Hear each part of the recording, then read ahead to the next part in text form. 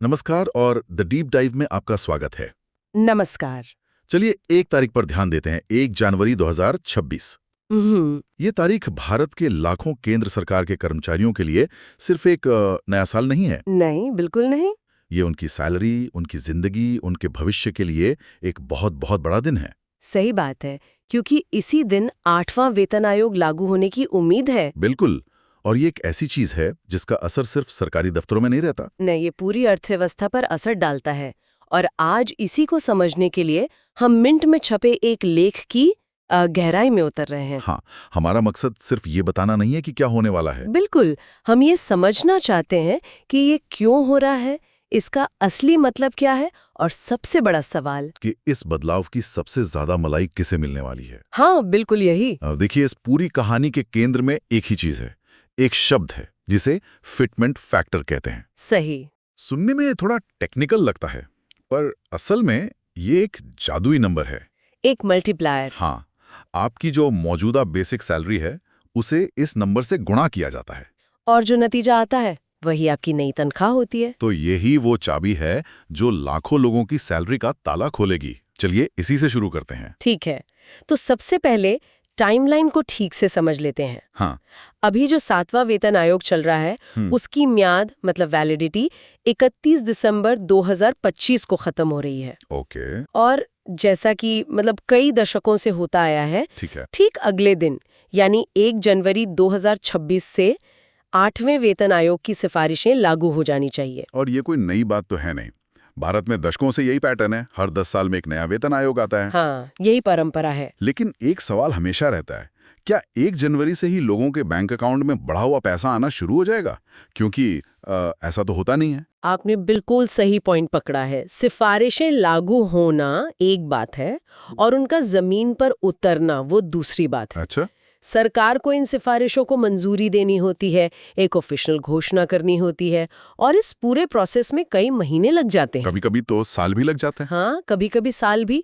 और तब तक कर्मचारियों को पुरानी सैलरी मिलती रहती है। तो फिर उस बीच के समय का क्या, मतलब जो गैप है उसका पैसा? यहीं पर अरियर का कॉन्सेप्ट आता है ना। बिल्कुल। मतलब 1 जनवरी 2026 से लेकर जिस दिन भी सरकार घोषणा करती है, उस तारीख तक का जो भी बढ़ा हुआ पैसा बनता है वो सारा इकट्ठा करके सरकार बाद में एक साथ दे देती है। हाँ, एक तरह का जबरदस्ती का सेविंग प्लान समझ लीजिए। हाँ, इसे आप एक बोनस की तरह देख सकते हैं जो आपको बाद में मिलता है। लेकिन लेख में एक बहुत दिलचस्प बात कही गई है। क्या?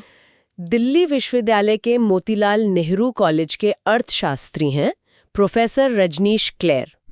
उनका मानना है कि इस बार सरकार शायद ज्यादा इंतजार न कराए, घोषणा जल्दी हो सकती है। अच्छा, पर सरकार इस बार जल्दी क्यों करना चाहेगी? क्या कोई प्रशासनिक वजह है या कर्मचारियों की नाराजगी से बचने के लिए?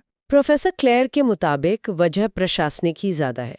आप सोचिए, जितना ज्यादा समय बीतेगा, एरियर की कैलकुलेशन उतनी ही कॉम्प्लेक्स होती जाएगी। सही बात है। हर एक कर्मचारी का हिसाब, उनके भत्तों का हिसाब, ये बहुत बड़ा और उलझा हुआ काम है। तो इस सिरदर्द से बचने के लिए सरकार शायद इसे जल्दी निपटाना चाहेगी। बिल्कुल, प्रक्रिया को सरल रखने की कोशिश हो सकती है। तो मतलब कर्मचारियों को थोड़ा सब्र तो रखना होगा। पैसा जनवरी से ही जुड़ेगा, भले ही हाथ में बाद में आए। लेकिन ये सब तो प्रक्रिया की बात हुई। हाँ, असली खेल तो इस बात का है कि पैसा जुड़ेगा कितना, और यहीं पर वो आपका जादुई नंबर फिटमेंट फैक्टर तस्वीर में आता है। सही। अब आते मुद्दे की बात पर। सैलरी में कितना उछाल आएगा, इसका थर्मोमीटर यही फिटमेंट फैक्टर है।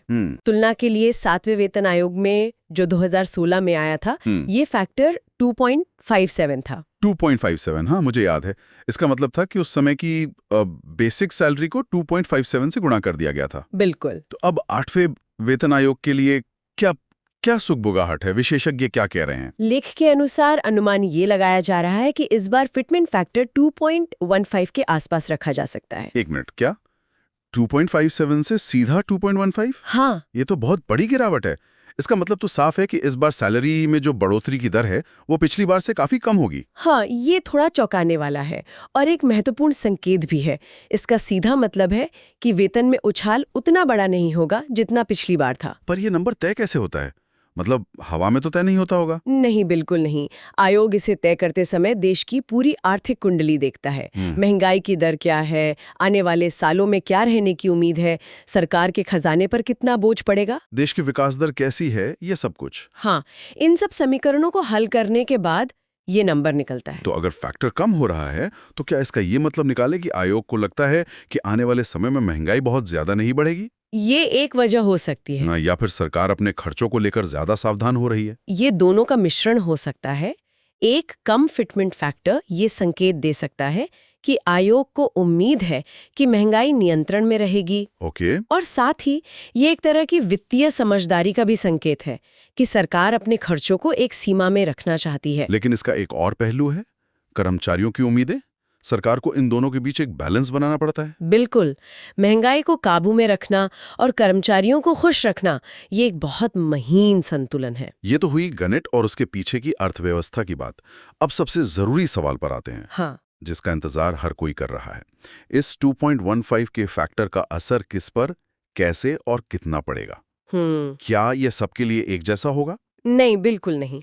और यहीं पर कहानी और भी ज्यादा दिलचस्प हो जाती है। अच्छा। सरकारी व्यवस्था में कर्मचारियों के 18 अलग-अलग वेतन स्तर होते हैं, पे लेवल्स। 18? हाँ, इसे एक पिरामिड की तरह समझिए। सबसे नीचे स्तर 1 पर एंट्री लेवल कर्मचारी होते हैं, जैसे कि मल्टीटास्किंग स्टाफ। बिल्कुल।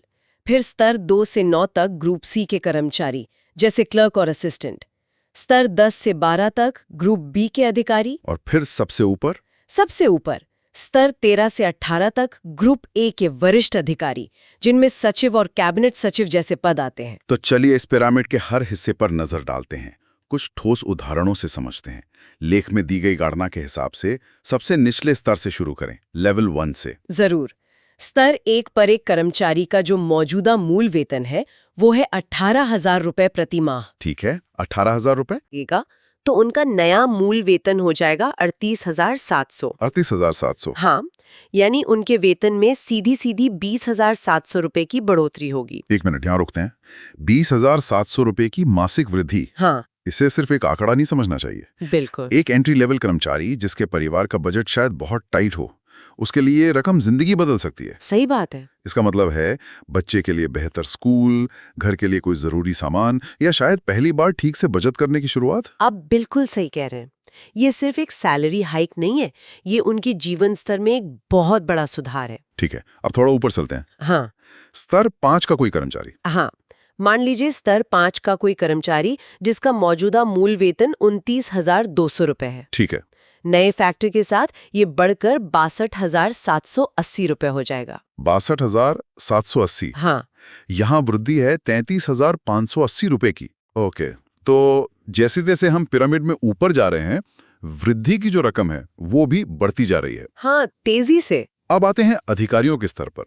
मान लीजिए ग्रुप बी का कोई अधिकारी जो स्तर 10 पर है। स्तर 10 पर मौजूदा मूल वेतन है 56,100। 56,100। ये बढ़कर हो जाएगा 1,20,615 रुपए। 1,20,000। हाँ, यहाँ वेतन में 64,515 रुपए की वृद्धि होगी। ये वो स्तर है जहां से व्यक्ति, आप कह सकते हैं, मध्यम वर्ग की ऊपरी श्रेणी में मजबूती से कदम रखता है। बड़ी गाड़ी, बेहतर घर का सपना यहाँ से पूरा होना शुरू होता है। एक तरह से। हाँ, अब तक तो ये एक लॉजिकल प्रोग्रेशन लग रहा है, लेकिन अब आते हैं पिरामिड के ऊपरी हिस्से में। हाँ, जहां ग्रुप ए के वरिष्ठ अधिकारी हैं। स्तर 15 पर क्या स्थिति होगी? यहाँ से आंकड़े बहुत तेजी से छलांग लगाते हैं। अच्छा। स्तर 15 पर एक अधिकारी का मौजूदा मूल वेतन है 1,82,200 रुपए। 1,82,200। 2.15 के फिटमेंट फैक्टर के बाद ये बढ़कर हो जाएगा 3,91,730 रुपए। 3,91,000। हाँ, यानी वेतन में 2,09,530 रुपए की भारी वृद्धि। 2 लाख रुपए से ज्यादा की मासिक बढ़ोतरी। हाँ, ये तो अपने आप में कई लोगों की सालाना सैलरी से भी ज्यादा है। ये फासला तो बहुत बड़ा है। ये फासला वाकई बहुत बड़ा है और यहीं पर सबसे ज्यादा बहस होती भी है। तो इसके पीछे तर्क क्या दिया जाता है? तर्क ये है कि ये अधिकारी देश की महत्वपूर्ण नीतियों को बनाने और लागू करने के लिए जिम्मेदार होते हैं। सरकार का कहना है कि अगर हमें बेस्ट टैलेंट को प्रशासन में बनाए रखना है और उन्हें प्राइवेट सेक्टर में जाने से रोकना है तो उन्हें कॉम्पिटिटिव सैलरी देनी होगी। बिल्कुल, उनकी जिम्मेदारी का दायरा बहुत बड़ा होता है। समझ गया।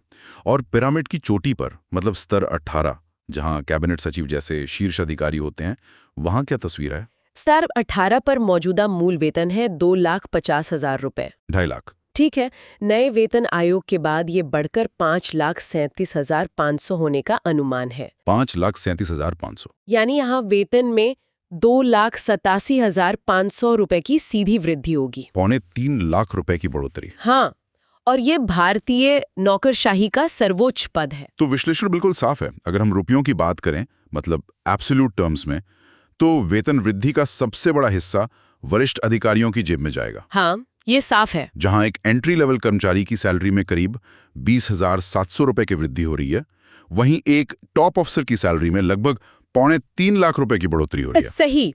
प्रतिशत में शायद ये अलग दिखे, लेकिन हाथ में आने वाले पैसे में जमीन आसमान का अंतर है। तो ऐसा क्यों है? ये वेतन आयोग की संरचना का एक स्वाभाविक परिणाम है, क्योंकि फिटमेंट फैक्टर को मौजूदा मूल वेतन से गुणा किया जाता है। अच्छा। तो जिसका मूल वेतन पहले से जितना ज्यादा होगा, उसकी वेतन वृद्धि की राशि भी उतनी ही ज्यादा होगी।